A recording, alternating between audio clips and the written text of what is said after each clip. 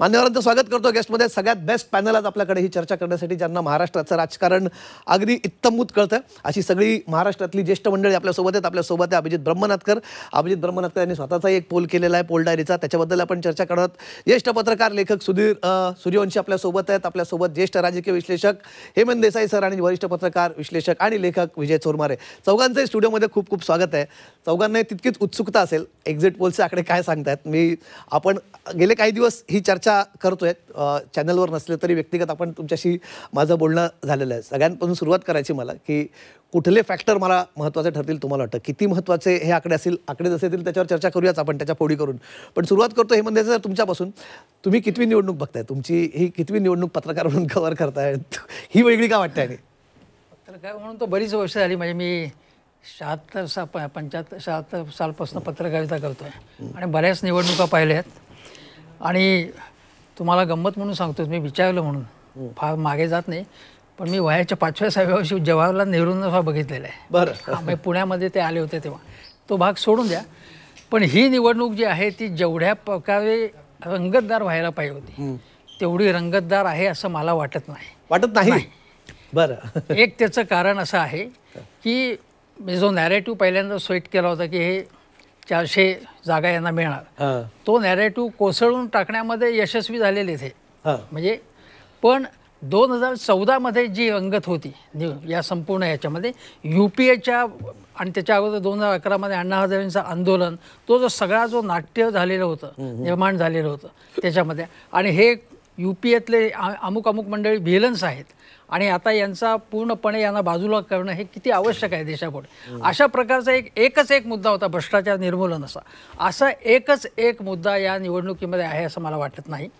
दुसरी गोष्ट अशी की जवळजवळ निम्म्या टप्प्यापर्यंत यामध्ये नॅरेटिव्ह सेट करण्यामध्ये भाजप यशस्वी झालं, पण जेव्हा जाहीरनामा आला काँग्रेसचा, त्यानंतर यामध्ये थोडीशी जी काही, मी अजिबात रंगत नाही असं म्हणत नाही, जी काही रंगत निर्माण झाली की त्यानंतर निर्माण झाली.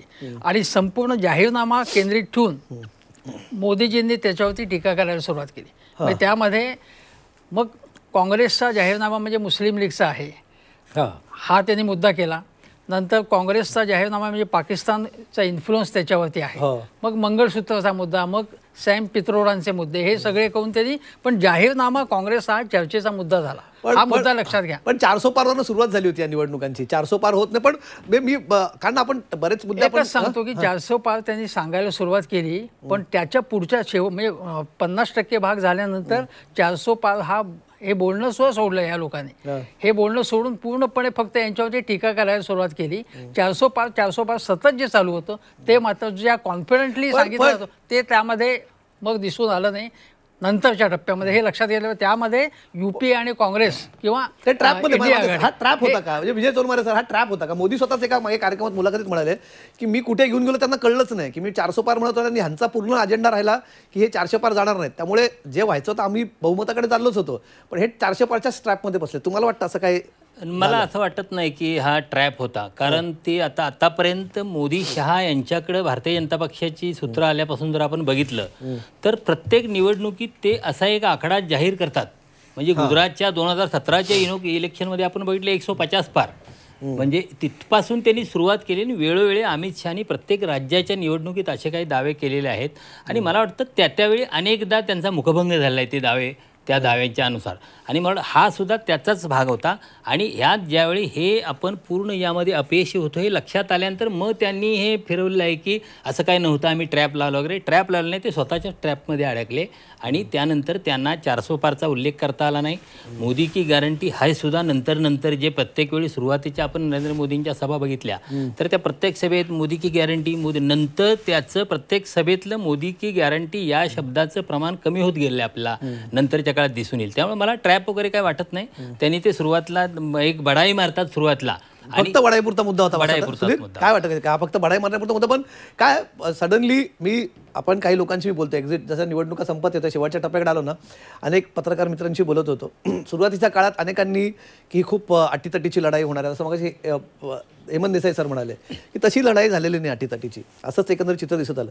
महाराष्ट्रात पहिल्या 3 टप्प्यांपर्यंत असं वाटत होतं की महाविकास आघाडी एज घेते वगैरे, पण सडनली अनेकांची चर्चा करताना तो टेम्पो कुठेतरी स्थिरावला, शांत झाला आणि भाजपाला कॉन्फिडन्स आला 5व्या-6व्या सेशनचा देशभरात की things are back to normal. तिसरा टर्म हमखास येतोय. आपण जर बघितलं कमलेश की पहिल्या जसं तू म्हटलं 1-2 फेज, पहिला फेज तर विदाऊट म्हणजे कॅम्पेन महाराष्ट्रामध्ये संपला. म्हणजे वाटलंही नाही की आपल्याकडे इलेक्शन चालू आहे वगैरे. नागपूर पर्टिक्युलर विदर्भाचा तो पट्टा. त्याच्यानंतर हळूहळू मला असं वाटतं की तिथून थोडं विरोधकांना कॉन्फिडन्स यायला लागला की नाही आपण गेममध्ये आपण काहीतरी करू शकतो. त्याच्यानंतर उद्धव ठाकरे असतील, शरद पवार असतील किंवा राहुल गांधी यांच्या सभेचा प्रामुख्याने झंझावता महाराष्ट्रामध्ये सुरू झाला आणि त्याच्यानंतर एक हळूहळू वातावरण तयार झालं. इन द मिड मध्ये जेव्हा आले तेव्हा भारतीय जनता पार्टीला असं वाटलं की नाही गेम हातातून निसटतोय का, आपण गेममध्ये राहिलं पाहिजे म्हणून त्यांनी जोर लावायला सुरू केली. नाही तर अगोदर तेही त्या पद्धतीने खेळत होते. नाही आपलं नेटवर्क चांगलं झाले थोडं कम्प्लेसेंट झालं. जसं 400 पारचा जो मुद्दा तू घेतला त्या मुद्द्याचं मला असं वाटतं की हा इलेक्शनचा सर्वात जास्ती सेंट्रल थीम असणारा हा मुद्दा राहिला 400 पार. याने काय झालं, जे दलित वोट बँक किंवा जे बॅकवर्ड किंवा जे काही ज्यांना रिझर्वेशन किंवा अनेक फायदे मिळतात SC ST त्या कम्युनिटीमध्ये याचा निगेटिव्ह इम्पॅक्ट खूप झाला. छगन भुजबळ ते भारतीय जनता पार्टीचे ॲली आहेत आणि मिनिस्टर सुद्धा आहेत. त्यांनी स्वतः ॲडमिट केलं की या मुद्द्यामुळे अनेक नुकसान झालं आणि तो मुद्दा काढण्यासाठी नरेंद्र मोदी किंवा अमित शहा यांना सभांमध्ये डिपेंड करायला लागलं. त्यांच्या मुलाखतीचा अनेक म्हणजे 25-30% भाग याच्यावरती खर्च होऊ लागला. आणि जो मला असं वाटतं बॅकवर्ड क्लास जो हिंदू नाजेशनने भारतीय जनता पार्टीने आपल्याकडे खेचला होता मागच्या 10-15 वर्षामध्ये, तो कुठेतरी ड्रिफ्ट होतोय का, काही ड्रिफ्ट झालाय का, हे मला असं जेव्हा आकडेवारी येईल त्याच्यातून ते क्लिअर होईल.